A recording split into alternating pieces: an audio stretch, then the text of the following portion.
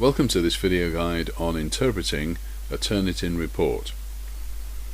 In an earlier video called a video guide on submitting drafts, you'll have seen how to submit a draft of your work to Turnitin via Mole. I'll just run through the steps very quickly and then we'll have a look at what the Turnitin report means. So to submit the draft, you would go to your course homepage, and there you would find a link to Turnitin Point for Drafts, or something that's more or less the same title. You would have clicked on View Complete and you would have uploaded the piece of work. Now I've already done that here, so if we go back through that process, when this window opens, we'll see that there's already a piece of work in there.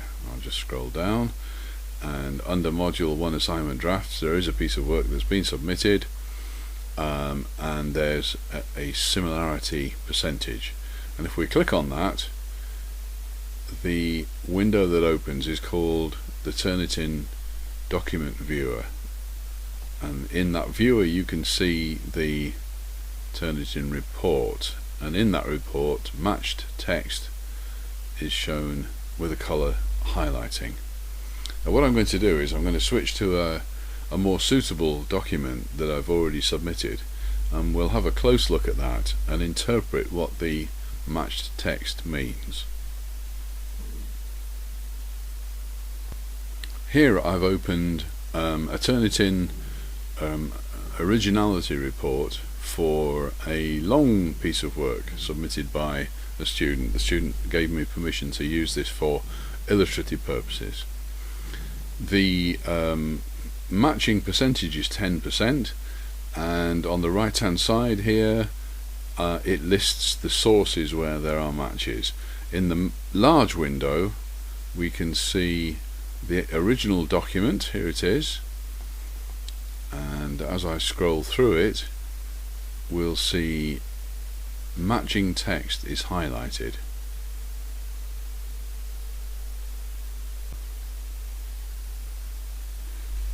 Right, if we have a look at the details of the matching text, we can see here that the words Chapter 1, Introduction and Research have been highlighted. That means that they match another source. In fact, they match source number 142, and we could look on the right hand side at what that is, but of course there's no need to, because those words Chapter 1, Introduction and Research will have been used frequently by people who are writing in universities, and there's no sense or suggestion that that is an attempt to use somebody else's work and present it as if it's your own.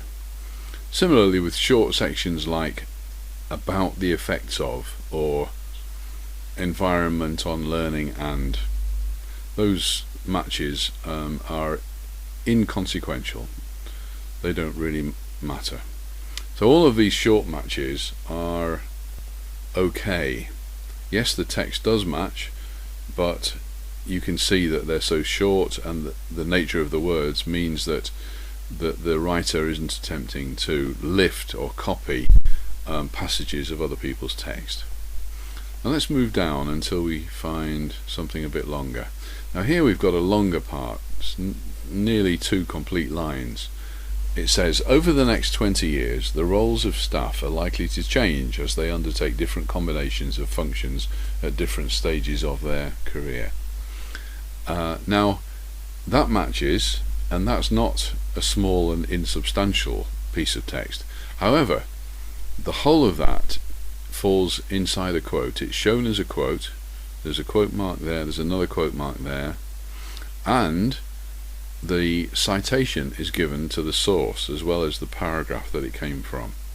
It would usually be a page number, but in this case the writer has judged it more appropriate to put the paragraph number. So the text does match, but it's shown as a quote, and so that's perfectly okay. These are short passages. Let's find another longer one.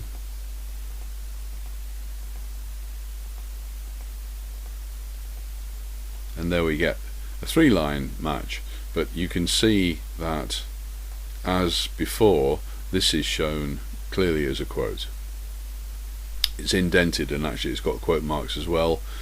The reference is given, it's Beecher and Trowler 2001, page 28, so that's fine.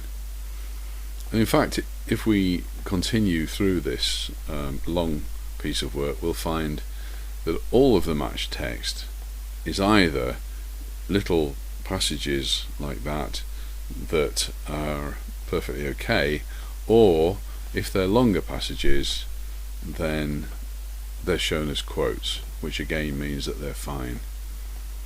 So although we see plenty of coloured highlighted text showing a match, the matches are not problems, they've been properly dealt with. Now that's the job that you have to do with your draft. When you get the Turnitin report, you need to look at it, look at the parts that show matched text, and ask yourself, is the matched text short and insubstantial? Or, if it's longer, is it shown clearly as a quote with the source cited? And if the answers to both of those are yes, then the matching is not a problem. If the answer is no to either of them, then you will need to amend the text. Well, I hope this video has been helpful, helping you to understand how to interpret your Turnitin report, and if necessary to amend it so as to avoid any problem of possible plagiarism.